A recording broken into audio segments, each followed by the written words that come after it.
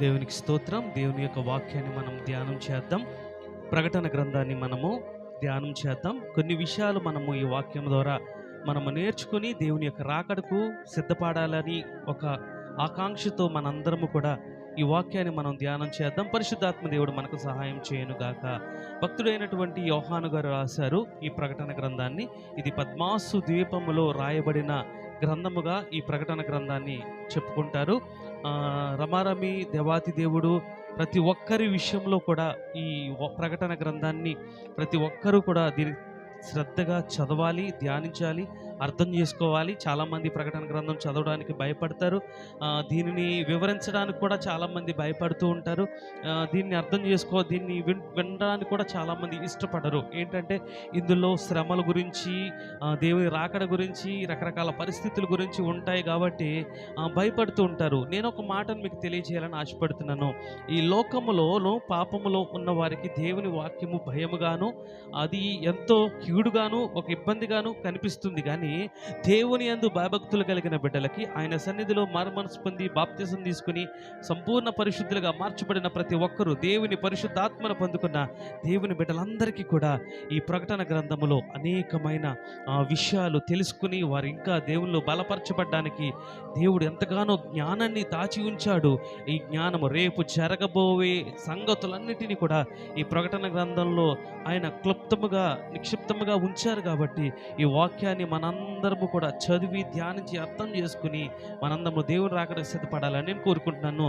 భక్తుడైనటువంటి యోహాను గారు, జెబెదయి కుమారుల్లో ఒక కుమారుడు అయినటువంటి యోహాను గారు, ఈయన ఒక సాధారణమైన మరణాన్ని పొందారు. ఈయన యేసుతో పాటు నడిచారు. ఆయనతో పాటు ఎంతగానో ప్రతి విషయంలోనూ కూడా ఆయన ఆంతరంగికుడుగా అతి దగ్గరగా యేసుక్రీస్తు వారితో సంబంధం కలిగి ఉన్నాడు. ఇదిగో ఆయన చనిపోయిన తర్వాత కూడా ఆయన ఎంతగానో దేవుని యొక్క పనిలో ఆయన ప్రయాసపడ్డాడు. ఆయనని తీసుకుని వెళ్ళి ఒక పద్మాసు దీపంలో ఆయనను పడవేసినప్పుడు, ఆ పద్మాసు దీపంలో అది ఏ దేశానికి చుట్టుపక్కల ఎక్కడ నీరు కానీ ఆహారం కానీ ఏమీ లేకుండా ఒక ద్వీపంలో, ఒక చీకటి దీపంలో అక్కడ ఆయనను పడవేసినప్పుడు ఆయనకు యేసుక్రీస్తు ప్రభుల వారు ఒక దర్శన రూపంలో, యెహోవా దేవుడు ఆయనకు ఒక దర్శన రూపంలో రేపు జరగబోయే కొన్ని విషయాలను ఆయనకు తెలియజేశారు.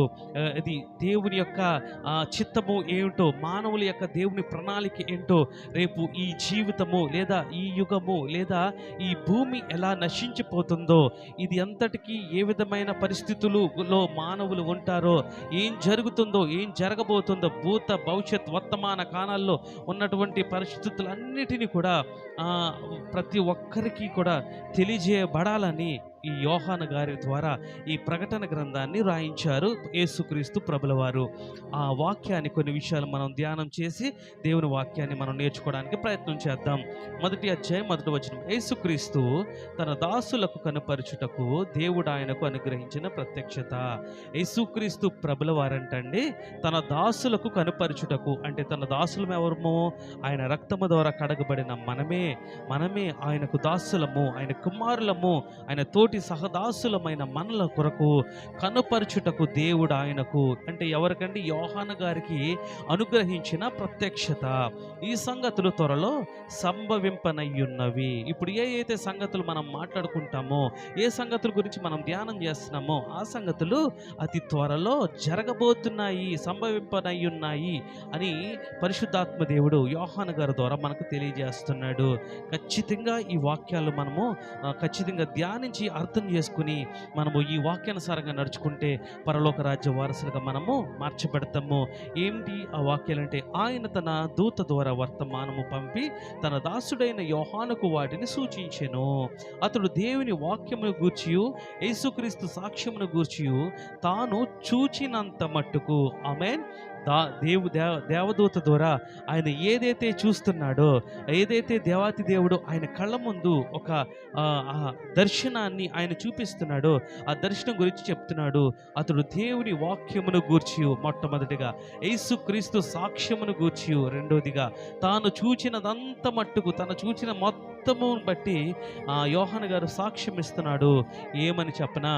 సమయము సమీపించినది గనుక ఈ ప్రవచన వాక్యములు చదువు చదువు వాడును, వాటిని విని ఇందులో వ్రాయబడిన సంగతులను గైకొని వారును ధన్యులు. దేవునికి స్తోత్రం. దేవాతి దేవుడు ఏమని తెలియజేస్తున్నాడండి? సమయము సమీపించినది గనక. ఏ సమయము సమీపించినది? భూమి ఏర్పాటు చేయబడిన దినము నుండి ఇదిగో భూమి మీద అనేక సంవత్సరాలు వేల సంవత్సరాలు గతించిపోయినాయి. ఇదిగో దేవుని యొక్క రాకడ సమీపిస్తూ ఉంది. ఆయన భూమి మీదకి నరుడిగా వచ్చాడు, ఆయన జన్మించాడు, ఆయన ఎలా బ్రతకాలో అందరికీ ఒక మాదిరిని ఉంచాడు. ఆయన మానవాళి పాపము నిమిత్తం చనిపోయాడు, ఆయన తిరిగి వెళ్ళిపోయాడు. ఇదిగో ఆయన తన బిడ్డల కోసం రాబోతున్నాడు. ఆ రాబోయే సమయము సమీపించినది గనుక ఈ ప్రవచన వాక్యములు చదువువాడును. ఈ ప్రవచన వాక్యాలు ఎవరైతే చదువుతారో, ఎవరైతే ఈ వాక్యాలని చదువుతారు, ఎవరు చదువుతారు? దేవుని యందు భయభక్తులు కలిగిన బిడ్డలు, పరిశుద్ధాత్మను పొందుకున్న వారు, దేవుని యొక్క ఆజ్ఞల చొప్పున నడుచుకున్న వారు ఖచ్చితంగా చదువుతారు. వాటిని విని ఇప్పుడు నేను చెప్తున్నప్పుడు మీరు వింటున్నారు కాబట్టి, వింటున్న వారు మీరు కూడా తర్వాత ఇందులో వ్రాయబడిన సంగతులను గైకొని వారు.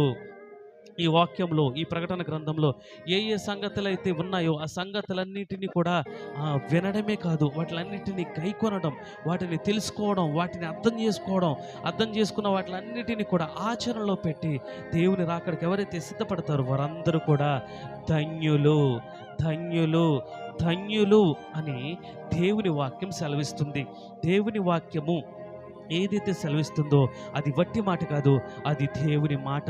తండ్రి, కుమార, పరిశుద్ధాత్మ త్రియేక దేవుడైనటువంటి యేసు క్రీస్తు ప్రభుల వారు ఈ భూలోకంలో ఉన్న మనుషులు ఎవరు నశించిపోకూడదని, ప్రతి ఒక్కరూ సంపూర్ణ పరిశుద్ధులుగా మార్చబడి ఇదిగో మధ్యాకాశంలో ఆయనను ఎదుర్కొనే సార్వత్రిక సంఘంలో ఉండాలని కోరుకుంటూ ఆయన మనందరికీ తెలియజేస్తున్న ఈ అమూల్యమైన వాక్యము ప్రకటన గ్రంథము. నేను కొన్ని వాక్యాలు మీకు తెలియజేస్తాను. ఇదంతా చెప్పాలంటే చాలా చాలా చాలా రోజులు టైం పడతాయి. అవన్నీ చెప్పుకుందాం. దేవుని మహాకృప మనకి ఆ సమయమును, ఆ పరిస్థితులు ఇస్తే ఇంకా నేను చెప్తాను. కానీ ఏమిటంటే కట్టే కొట్టే తెచ్చే అన్నట్లుగా మొత్తం అంతటిని బట్టి దేవుని యొక్క రాకడ గురించి కొంచెం ఇంపార్టెంట్ విషయాలు మాత్రమే దేవుడు నన్ను చెప్పమన్నారు. అవి మాత్రమే నేను చెప్పి ఈ వాక్యాన్ని నేను ముగిస్తాను. 7వ వచనం ఒకసారి చదువుదామా? మొదటి అధ్యాయము, ప్రకటన గ్రంథము 1వ అధ్యాయం 7వ వచనం. ఇదిగో ఆయన మేఘారుడై వచ్చుచున్నాడు, ప్రతి నేత్రము ఆయనను చూచును, ఆయన పొడిచిన వారును చూచెదరు, భూజనులందరూ ఆయనను చూచి రొమ్ము కొట్టుకొందురు. ఆమేన్. ఇదిగో ఆయన మేఘారుడై వచ్చుచున్నాడు. ఆమేన్, ఆమేన్, ఆమేన్. ప్రతి నేత్రము అంట ఆయనను చూస్తుందంట, ఆయన పొడిచిన వారు కూడా చూస్తారట, భూజనులు ఆయనను చూచి రొమ్ము కొట్టుకుంటారు అని ఈ ప్రకటన గ్రంథం 1వ అధ్యాయం 7వ వచనంలో ఉంది. ఈ 7వ వచనంలో ఉన్న రాకడను 2వ రాకడలో 2వ భాగముగా మనం పరిగణనలోనికి తీసుకోవాలి. యేసుక్రీస్తు సశరీరుడుగా భూమి మీదకి రావడం మొదటి రాకడ అయితే, రేపు రాబోయే రాకడను 2వ రాకడ అని మనం పిలుస్తూ ఉంటాం. అనాది కాలముగా వాక్యానుసారంగా కూడా మనం దేవుని సేవకుల ద్వారా వింటూ ఉన్నాం. కానీ ఈ 2వ రాకడలో 2 భాగాలు ఉన్నాయి. మొదటి భాగము రహస్య రాకడ. ఆమేన్. మొదటి భాగము రహస్య రాకడ, 2వ భాగము బహిరంగ రాకడ. రహస్య రాకడ రహస్యముగానే జరుగుతుంది. బహిరంగ రాకడ ఆయన మేఘారుడై వస్తాడు, ప్రతి నేత్రము ఆయనను చూస్తుంది. ఏంటండి 2 రాకడలో ఉన్న ప్రత్యేకత ఏంటి అంటే, కొన్ని విషయాలు చెప్పి మొదటి రాకడకు, రహస్య రాకడకు, బహిరంగ రాకడకు మధ్యనున్న డిఫరెన్స్ మీకు తెలియజేస్తాను. అప్పుడు మీకు కొన్ని విషయాలు అర్థమవుతాయని నేను మనస్ఫూర్తిగా నమ్ముతున్నాను. ఇప్పుడు మనము జీవిస్తున్న ఈ కాలంలో, ఇప్పుడు బ్రతుకుతున్న ఈ కాలంలో మనందరం కూడా దేవుని యందు భయభక్తులు కలిగి మారు మనసు పొంది బాప్తీసం తీసుకుని ఒక మందిరంలో విశ్వాసులుగా మనం చేర్చబడి దేవుని యొక్క పనిలో నమ్మకంగా పనిచేస్తూ మన కుటుంబాన్ని పోషించుకుంటూ ఉంటున్నాము, ఒక ఉద్యోగాన్ని చేసుకుంటూ ఉంటున్నాము, మన జీవితాన్ని జరిగించుకుంటూ ఉన్నాము. అదేవిధంగా ప్రతి ఆదివారము దేవుని మందిరానికి వెళ్ళి మనం దేవుని మందిరంలో ఆరాధన చేస్తున్నాం. ఇవన్నీ ఎందుకు చేస్తున్నామండి? ఎందుకంటే యేసుక్రీస్తు ప్రభుల వారు భూమి మీద ఒక మనుషుని నిర్మించిన మనుషులు పెరిగి పెద్దయి వారందరూ కూడా దేవుని తెలుసుకుని ఇదిగో 2వ మరణమును తప్పించుకుని, అంటే ఆమేన్, రెండవ మరణం అంటే ప్రతి ఒక్కరూ కూడా భూమి మీద పుట్టిన ప్రతి మనిషి కూడా చనిపోతాడు. చనిపోయిన మనిషి చనిపోయినట్టుగా ఉండడు. ఆయన రెండవ జీవాన్ని పొందుకుంటాడు. ఆయన దేవునితో పాటు నివసిస్తాడు అనే ఒక గొప్ప విషయాన్ని ప్రతి ఒక్కరూ తెలుసుకోవాలని ఈ పరిశుద్ధ గ్రంథాన్ని దేవాతి దేవుడు మనకి అనుగ్రహించాడు. కొన్ని చిన్న ఉపోద్ఘాతంగా కొన్ని విషయాలు మీకు తెలియజేస్తాను. మొట్టమొదటగా దేవుడు ఆ దేవదూతలను, అనేకమైన దేవదూతలను, కిరూబులను, సెరాపులను, ఎంతో శక్తివంతమైన ఆ దేవదూతలను దేవాతి దేవుడు తయారు చేశాడు. చేసిన తర్వాత వాటిలన్నిటి మీద అధికారిగా ఉండడానికి ఒక దేవదూతను ఏర్పాటు చేశాడు. అతను ఏర్పాటు చేసేటప్పుడు అతనికి అనేకమైన రత్నములతో అతను అలంకరించాడు. అతనికి మంచి స్వరాన్ని ఇచ్చాడు. అతను మంచి ఆరాధికుడిగా చేశాడు. అతన్ని ఒక దేవుని యొక్క ఒక దేవుని యొక్క ఒక సందేశకుడిగా, దేవుని తరువాత ఒక అధికారిగా అతనిని చేశాడు. అతని పేరు లూసిఫర్. అతనిని దేవుడు అభిషేకించి దీవించి కాలుతున్న రాళ్ల మధ్యన నడిచి అంత గొప్పవాడిగా అతనిని ఆ దేవాతి దేవుడు చేసి అతనికి సమస్తం మీద అధికారం అనుగ్రహించాడు. దేవదూతలందరి మీద అధికారం అనుగ్రహించిన తర్వాత ఆ లూసిఫర్ అతని హృదయంలో ఎంతగానో దేవుని ఆరాధించడం మొదలుపెట్టాడు. దేవుని ఎంతగానో స్తుతించడం మొదలుపెట్టాడు. దేవుని ఎంతగానో గణపరచడం మొదలుపెట్టాడు. ఆయన దేవుని సన్నిధికి విధేయుడై లోబడుతూ ఉన్నాడు. కొంతకాలం తర్వాత అతని హృదయంలోనికి అసూయ వచ్చింది. అతని హృదయంలోనికి పాపం అనేది చోటు చేసుకుంది.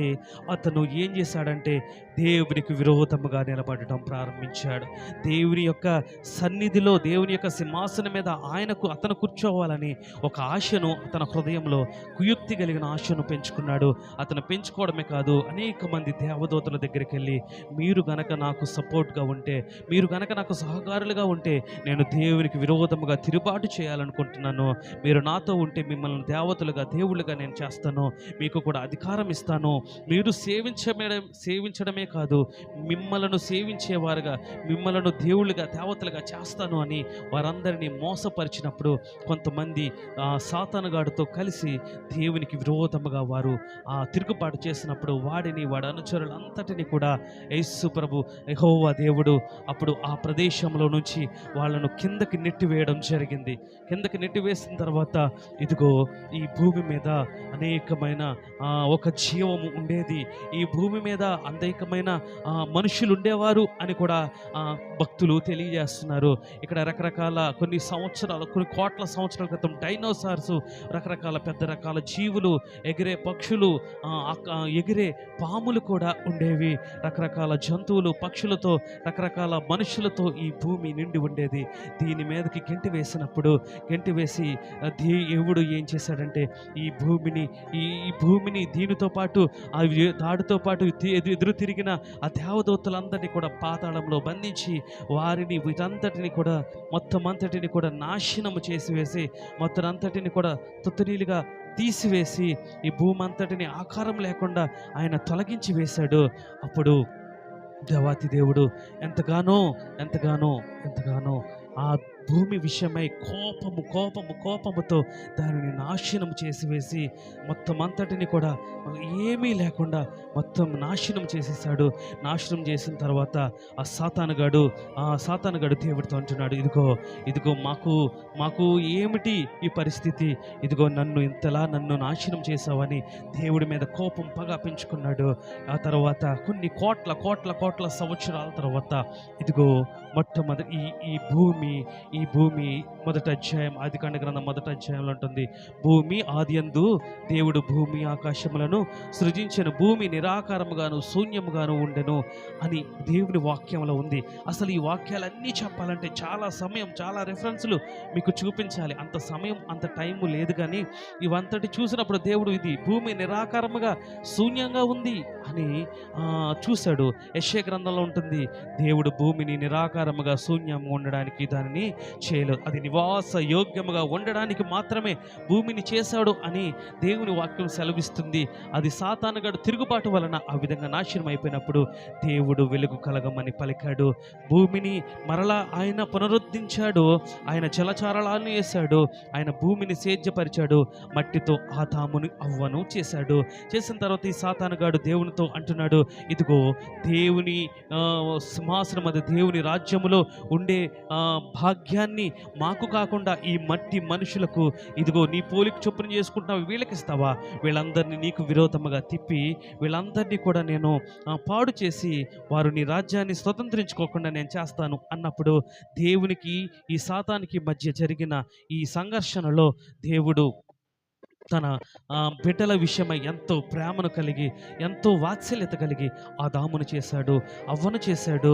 తర్వాత వాళ్ళిద్దరూ కూడా ఆ పాము చెప్పిన ఆ సర్పము చెప్పిన మాటలు విని తినవద్దన్న తిన పండును తిని వాళ్ళ మీదకి మరణము తెచ్చుకున్నారు, వాళ్ళ మీదకి శాపం తెచ్చుకున్నారు. ఏదైనా తోటలోంచి బయటకు గింటి వేశారు, గింటి వేయబడ్డారు. తర్వాత జీవిత కాలంలో కొన్ని లక్షల కోట్ల సంవత్సరాల నుంచి లక్షల నుంచి అలా జరుగుతూనే ఉన్నాయి.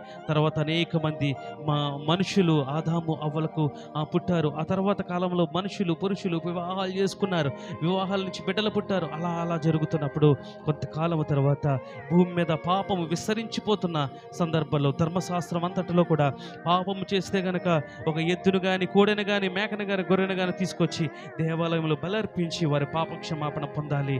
ఇలా జరుగుతున్న క్రమంలో అనేక మంది పాపం చేస్తూ అనేకమైన పశువులను వాళ్ళు ఇష్టానుసారంగా బలిస్తూ మరలా పాపం చేస్తూ రిపీటెడ్గా జరుగుతున్న కాలములో దేవుడు కొంతకాలము తర్వాత ఏం చేశాడంటే ఏ ప్రవక్తలతోటి ఎవరితోటి మాట్లాడడం మానేశాడు. 400 సంవత్సరాలు సైలెంట్ పీరియడ్ జరిగింది. ఆ తర్వాత మొట్టమొదటిగా యేసుక్రీస్తు ప్రభుల వారు యెరూషలేము బెత్లెహేములో ఆయన కుమారుడిగా మరి గర్భమున జన్మించాడు. ఆయన జన్మించి ఆయన భూమి మీద 33.5 సంవత్సరాలు బ్రతికి ఆయన మానవాళి పాపం అంతటి నిమిత్తమై ఆయనను సిలువ మరణము ఆయనకు అప్పగించుకుని రక్తము కార్చి ప్రతి ఒక్కరి పాపమును క్షమించి నీతిమంతులుగా చేసి ఆయన తిరిగి తన పరలోక రాజ్యమునకు వెళ్ళిపోయాడు. ఎందుకో తెలుసా? ఇదిగో భూమి మీద ఉన్న ప్రతి పాపము, మనుషుల ద్వారా వచ్చిన ప్రతి పాపం వల్ల వచ్చిన మరణమును అంతటిని కూడా నేను నాశనం చేశాను. ఇదిగో నా కుమారులు నా కుమార్తెలు నీతిమంతులుగా మార్చబడ్డారు, ఇంకా వారిలో ఏ పాపము లేదు అని మనకు నివాసములు కల్పించడానికి పరలోక రాజ్యమునకు తన తండ్రి సన్నిధికి వెళ్ళారు. ఇదిగో ఒకానొక దినమున రాబోతున్నాడు. ఎవరైతే దేవుని యందు భయభక్తులు కలిగి పరిపూర్ణులై పరిశుద్ధులై పవిత్రులై జీవిస్తారో వారందరినీ కూడా ఆయనతో పాటు వెంటబెట్టుకు తీసుకెళ్ళి ఆయనతో పాటు నిత్య జీవాన్ని అనుగ్రహించి జీవి కిరీటం ఇచ్చి ఆయనతో పాటు వాళ్ళందరినీ కూడా ఉంచుకుంటారు. ఎవరైతే దేవునికి విరోధముగా తిరుగుతారో వారందరూ భూమి మీద శ్రమలు అనుభవించి చావవలసిన వారై ఉన్నారు. కాబట్టి దినములు చెడ్డవి గనక సమయమును పోనీక జ్ఞానుల వలె నడుచుకుని దేవుని రాకడకు సిద్ధపడాలని దేవాతి దేవుడు తెలియజేస్తున్నాడు. ఈ వాక్యములో చెప్పినట్లుగా దేవుని యొక్క ఇదిగో ఆయన మేఘారుడై వచ్చుచున్నాడు, ప్రతి నేత్రము ఆయనను చూచును, ఆయన పొడిచిన వారును చూచెదరు, భూజనులు ఆయనను చూచి రొమ్ము కొట్టుకుందరు. ఆమేన్. ఇది రెండవ రాకడలో రెండవ భాగము. ఈ విషయము జరుగుతున్నప్పుడు ఆయన మేఘారుడై వస్తాడు. భూమి మీద కొంతమంది ఉంటారు, వాళ్ళు ఎవరంటే నామకార్థ క్రైస్తవులు. మొట్టమొదటి వాళ్ళు నామకార్థ క్రైస్తవులు. రెండవ వారు దేవుని యొక్క ఆజ్ఞను ధిక్కరించి విగ్రహారాధన చేస్తూ దేవునికి విరోధముగా పాపము చేసిన వాళ్ళు. మూడో వాళ్ళు యూదులు ఇశ్రాయేలీలు యేసుక్రీస్తు ప్రభుని సొంత రక్షకుడిగా అంగీకరించలేదు. వారు పాత ధర్మశాస్త్రాన్నే ఫాలో అవుతున్నారు. వారు మారు మనసు పొందలేదు. వాళ్ళు భూమి మీద విడవబడతారు. నాలుగవదిగా నాస్తికులు, దేవుడు లేడు, దయ్యము లేదు, ఎవరు లేరు, సైన్స్ మాత్రమే ఉంది అనుకున్న వాళ్ళు ఈ భూమి మీద ఈ 4 వారు ఉంటారు. కానీ ఈ 4 వారు భూమి మీద జీవిస్తున్న కాలంలో కొంతకాలంలో ఇప్పుడు మనం బ్రతుకుతున్న కాలంలో కొన్ని సంవత్సరాల తర్వాత లేదా కొన్ని రోజుల తర్వాత కొన్ని నెలల తర్వాత అన్న కావచ్చు, భూమి అంతటికీ కూడా అనేకమైన యుద్ధాలు, భూకంపాలు, రకరకాల శోధనలు, కీడులు వస్తూ ఉంటాయి. ఇవన్నీ జరుగుతున్న సందర్భాల్లో అనేకమైన సందర్భాల్లో యుద్ధములు ప్రకటింపబడతాయి. దేశం మీదకి దేశము, రాజ్యం మీదకి రాజ్యము ఆ యుద్ధాన్ని ప్రకటించుకుంటుంటున్న సందర్భాలు మనం చూస్తాం. ఎప్పుడైతే ఈ సందర్భాలు దగ్గర పడుతూ ఉంటాయో అన్ని దేశాలు కలిపి ఒక దేశముగా ఏర్పాటు చేయబడడం, ఒకడు ప్రపంచ నియంతగా ఒకడు భూమి మీదకి రావడం, వాడే ఈ ప్రపంచాన్ని అంతటిని కూడా నేనే పరిపాలిస్తాను, సమాధానంగా పరిపాలిస్తాను అనడం, వాడికి ఒకే కరెన్సీని తీసుకురావడం, ఒకే విధమైన ఐడి కార్డుని తీసుకురావడం చేస్తాడు. ఆడు క్రీస్తు విరోధి. ప్రపంచ దేశాలన్నిటినీ కూడా వాడు స్వాధీనంలో ఉంచుకుంటాడు. స్వాధీనంలో ఉంచుకుని అన్ని దేశాలను మోసం చేయడానికి వాడు మంచిగా ఒక సాధువుగా అందరినీ మభ్య పెట్టడానికి వస్తాడు. ఇది ఎప్పుడైతే భూమి మీద ఆ పరిపాలన రాజ్యం స్థాపించబడి పరిపాలన మొదలవుతుందో వెంటనే రహస్య రాకడ జరుగుతుంది. ఇదిగో ఆయన మధ్యాకాశంలోనికి వస్తాడు. యేసుక్రీస్తు ప్రభుల వారు తన దేవదూతల వెంట పెట్టుకుని ఆయన మధ్యాకాశంలోకి వస్తాడు. భూమి మీద ఎవరైతే నీతిమంతులు, సంపూర్ణ పరిశుద్ధులు, పవిత్రులై ఉన్నారో, ఎవరైతే పాపము చేయకుండా దేవుని యొక్క ఆజ్ఞల చొప్పున నడుచుకుంటూ, ఎవరైతే జ్ఞానంతో వివేకంతో నడుచుకుంటూ సమస్తమైన పాపమును దుర్నీతిని విడిచిపెట్టి ఆయన యొక్క సంపూర్ణ పరిశుద్ధులుగా మార్చబడి ఎవరైతే దేవుని యొక్క సార్వత్రిక సంఘములో ఉంటారో వారందరూ కూడా తమ జీవితాన్ని దేవునికి సమర్పించుకున్న ప్రతి ఒక్కరూ కూడా ఆయన మధ్యాకాశంలోనికి వచ్చి తన బూరను ఊదుతాడు. మొదటి తెస్సలోనికీయులకు రాసిన పత్రిక 4వ అధ్యాయం 16వ వచనంలో ఉంటుంది. ఆయన బూర ఊదినప్పుడు ఆర్భాటముతోనూ ప్రధాన దూత శబ్దంతోనూ దేవుని బూరతోనూ ఆయన వచ్చినప్పుడు ఇదిగో అనేక మంది భూమి మీద నుండి ఎత్తబడిపోతారు. అనేక మంది భూమి నుంచి ఎత్తబడిపోతారు. అది దేవుని యొక్క రహస్య రాకడ. మత్తయి సువార్త 24వ అధ్యాయంలో ఉంటుంది. ఇద్దరు మంచం మీద ఉంటారు, ఒకళ్ళు ఎత్తబడతారు, ఒకళ్ళు విడవబడతారు. ఇద్దరు తిరగలి విసురుతారు, ఒకళ్ళు ఎత్తబడతారు, ఒకళ్ళు విడవబడతారు. ఇద్దరు పొలంలో ఉంటారు, ఒకళ్ళు ఎత్తబడతారు, ఒకళ్ళు విడవబడతారు.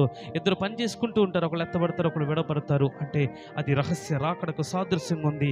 ఈ రహస్య రాకడలో ఎవరైతే సంపూర్ణ పరిశుద్ధులుగా వెళ్ళి మధ్యాకాశంలో దేవుని కలుసుకుంటారో వీరు తీర్పులోనికి రాక జీవంలోనికి దాటి ఉన్నారు.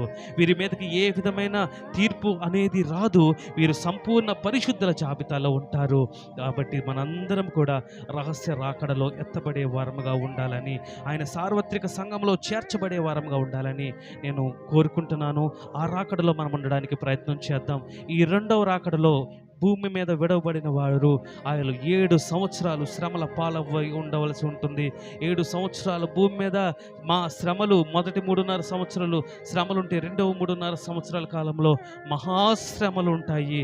ఆ శ్రమలకు తాళలేక వారందరూ కూడా మరణాన్ని ప్రేమిస్తారు, కానీ మరణము వారికి రాదు. దేవుని యొక్క కృప తొలగిపోతుంది కాబట్టి అక్కడ దేవుని కృప ఉండదు. మరలా మారు మనసు పొందడానికి ఉండదు. మరలా బాప్తీసం ఇవ్వడానికి ఎవరు ఉండరు. మరలా మందిరానికి వెళ్ళడానికి ఎవరికి అక్కడ మందిరాలు ఉండవు. ఇక్కడ సువార్త ప్రకటించబడదు. ఇదిగో అక్కడ ఏడుపు, అక్కడ నానా విధములైన బాధలు, 666 ముద్ర ఎంచుకోమని ఫోర్స్ చేస్తూ ఉంటారు. అది ఎంచుకుంటే పరలోక రాజ్యం ఉండదు. అది ఎంచుకోకుండా ఉన్న వాళ్ళకి భూమి మీద అనేకమైన శ్రమలు, కొట్టల్లోకి గుడ్డల్లోకి పారిపోతూ ఉంటారు. అనేక మంది హసాక్షులుగా మార్చబడిపోతారు. చాలా దారుణమైన పరిస్థితుల్లో ఈ భూమి ఉండబోతుంది.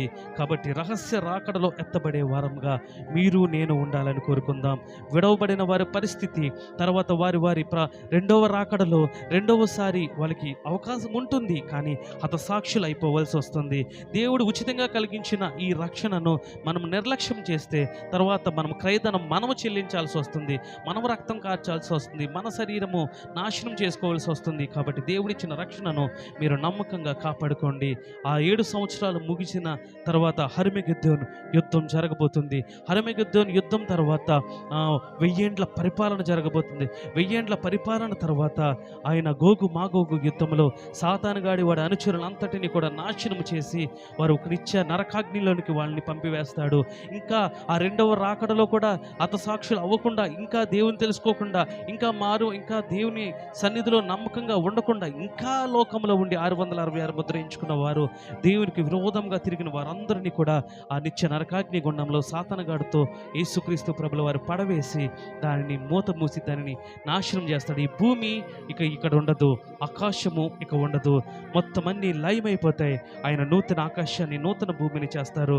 ఎవరైతే సంపూర్ణ పరిశుద్ధులుగా ఆయన సంఘముగా ఉన్నారో వారందరినీ వెంటబెట్టుకొని వారితో ఆయనతో పాటు వారు తర్వాత రెండవ రాకడలో ఎవరైతే యూదుల ఇశ్రాయేలీలు ఆయనను కృపను పొందుకుని యేసుక్రీస్తును సొంత రక్షకుడిగా అంగీకరించారో వారు ఆ తర్వాత అక్కడ ఉన్నటువంటి ఆ మనుషులందరిలో ఎవరైతే దేవుని యొక్క నిజ స్వరూపాన్ని తెలుసుకుని వారందరూ కూడా దేవుని కోసం నమ్మకంగా హతసాక్షులు అయిపోయి నమ్మకంగా బ్రతికారో వారందరి ఆత్మలు కలిసి నూతన పరలోకము నూతన యెరూషలేము పట్టణములో నూతన దేవుని యొక్క రాజ్యంలో వారందరినీ ఉంచుతారు. అట్టి కృపలో మనందరము ఉండాలని నేను కోరుకుంటున్నాను. దానికంటే ప్రాముఖ్యంగా రహస్య రాకడలో ఎత్తబడాలి. మత్తయి సువార్త 24వ అధ్యాయము, మొదటి తెస్సలోనికీయులకు రాసిన పత్రిక 4వ అధ్యాయం 16 నుంచి వచనాలు, ప్రకటన గ్రంథంలో ఉన్న ఈ వచనాలు ఇవన్నీ కూడా ఎహెజ్కేలు గ్రంథంలో, దానియేలు గ్రంథంలో, యోధా రాసిన పత్రిక ఇవన్నీ కూడా లింకులుగా ఉంటాయి. ఇవంతా కూడా మనం ధ్యానం చేస్తే దేవుని యొక్క రహస్య రాకడకు సంబంధించిన అనేకమైన విషయాలు ఉండడానికి ఉన్నాయి. అవన్నిటిని కూడా మనము క్షుణ్ణంగా చదివి ధ్యానించి దేవుని యొక్క రాకడకు సిద్ధపడదాం. అట్టి కృప మీకు నాకు దేవాతి దేవుడు మనందరికీ అనుగ్రహించునుగాక. ఆమేన్, ఆమేన్, ఆమేన్. పరిశుద్ధుడా, ప్రేమగల దేవా, కొన్ని వాక్యాలు మేము ధ్యానించడానికి నీ కృపనిచ్చావు. నీ కృపతో మమ్మల్ని కాపాడి రక్షించి దీవించి ఆశీర్వదించి వర్ధిల్లింప చేయమని ఇంకా అనేకమైన విషయాలు సూటిగా తేటగా నేను ప్రభు ప్రకటించడానికి నాకు నీ సహాయం దయచేయమని అనేకమైన రిఫరెన్స్లు తీసి చెప్పి చదివించి చూపించవచ్చు. కానీ అంత వీడియోని చేస్తే నాయన చాలామంది చూడరు. ప్రభు దయచేసి అసలైన కంటెంట్ రహస్య రాకడ గురించి, రెండవ రాకడ గురించి, ఆయన 7 ఏండ్ల శ్రమల గురించి, హర్మెగెద్దోను యుద్ధం గురించి, 1000 ఏండ్ల పరిపాలన, గోగు మాగోగు యుద్ధం, నాయన రేపు జరగబోయే నూతన యెరూషలేము పట్టణంలో ఉన్నటువంటి గొప్ప సంతోషకరమైన పెండ్లి విందులో పాల్గొనే వధువు సంఘం, దీని గురించి మాకు తెలియజేసినందుకు నీకు వందనాలు. నీ ఆత్మతో, నీ శక్తితో, నీ బలముతో, నీ కృపతో సమస్తముతో నింపమని యేసు నామమున ప్రార్థించి వేడుకను పొందుకున్నాము తండ్రి. ఆమేన్. Thank you.